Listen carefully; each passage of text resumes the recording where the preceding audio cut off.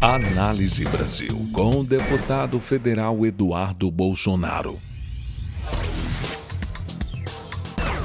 Olá, amigos, aqui deputado Eduardo Bolsonaro, desde já agradecendo a todas as rádios que transmitem esse áudio. E o assunto dessa semana não poderia ser outro, né? É a questão de Cuba. Cuba, como pôde se perceber, uma manifestação espontânea que as pessoas foram às ruas de maneira muito corajosa.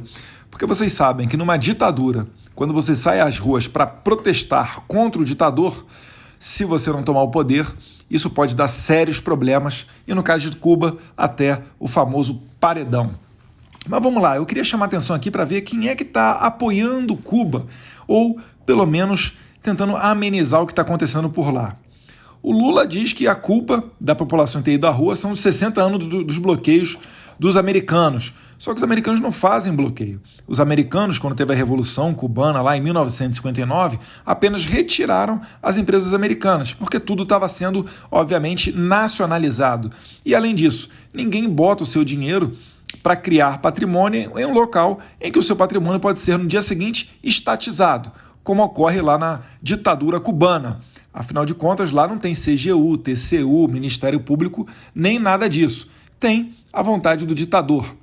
E ademais, se a Revolução Cubana foi feita para ser uma resposta ao imperialismo americano, que através dos comércios acabava por explorar a mão de obra cubana, ora, por que Cuba quer fazer comércio então com outros países? Será que Cuba quer então explorar a mais-valia, a mão de obra de outros países, fazendo mais ou menos o que o imperialismo americano fazia em Cuba?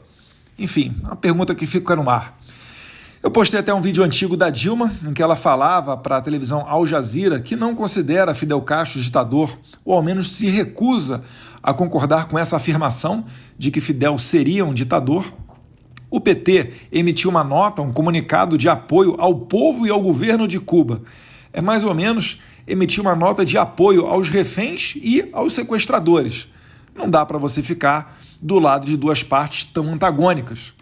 O MST colocou no Twitter, abre aspas, o governo convoca a população revolucionária a se insurgir nas ruas em defesa da revolução, contra as manifestações contra-revolucionárias, fecha aspas. Em bom português, isso aí significa o seguinte, governo de Cuba, pode sentar o cacete na população que a gente está aqui para te apoiar, beleza? E é isso que está acontecendo em Cuba. Quando a população foi às ruas, uma das primeiras medidas que o governo fez foi parar com a transmissão de internet, bloquear a internet, para que os vídeos de Cuba não saíssem de Cuba.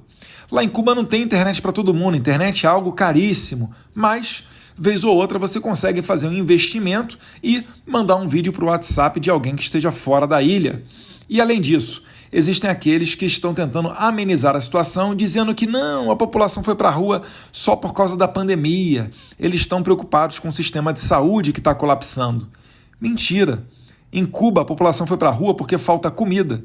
Tem um desabastecimento de alimentos e também de energia elétrica. E nos vídeos que se vê, o que a população mais grita é por liberdade, ou seja, por liberdade.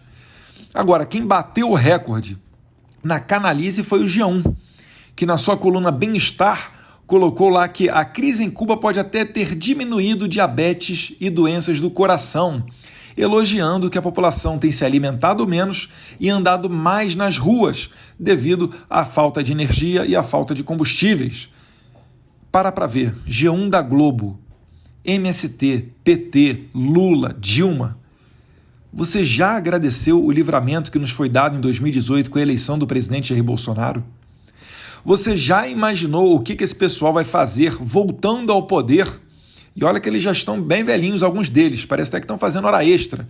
Esse pessoal vai querer fazer, da maneira mais célere possível, a sua revolução. O Lula não para de falar e de regulamentar a mídia. Ele presta apoio a Cuba. Que tipo de futuro você acha que essas pessoas querem para o Brasil? Matérias dão conta que a herança de Fidel Castro, que já faleceu, pode chegar a 900 milhões de dólares. Não à toa, a revista Forbes coloca Fidel Castro, desde 1997, como um dos homens mais ricos do mundo. Isso é uma ditadura socialista. Isso daí é Cuba que é hoje a maior fazenda de escravos do mundo. A população de Cuba, ela não pode sair e voltar do país sem uma autorização do governo. Você não pode sequer vender e comprar sem autorização do governo. É um país que parou no tempo, onde os carros que estão lá são dos anos 50, 60. Tem uma moeda para turista e uma moeda para a população local, para que o turista não conheça a realidade de um mercado cubano, de um restaurante cubano.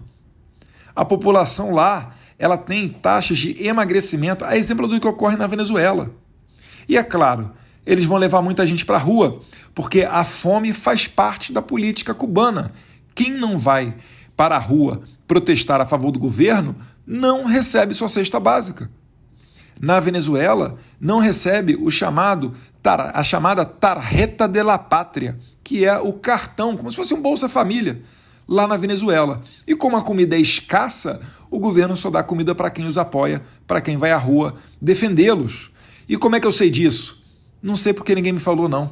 Em uma das minhas idas aos Estados Unidos, no estado de Oklahoma, eu tive contato no fast food com a caixa e o gerente que estavam trabalhando no fast food, que eram venezuelanos. Ela, professora, e ele, engenheiro da PDVSA, que é a Petrobras venezuelana. Você já imaginou você ser engenheiro de uma petroleira e ter que sair do seu país porque foi obrigado a ir para as ruas manifestar apoio a um governo ditatorial?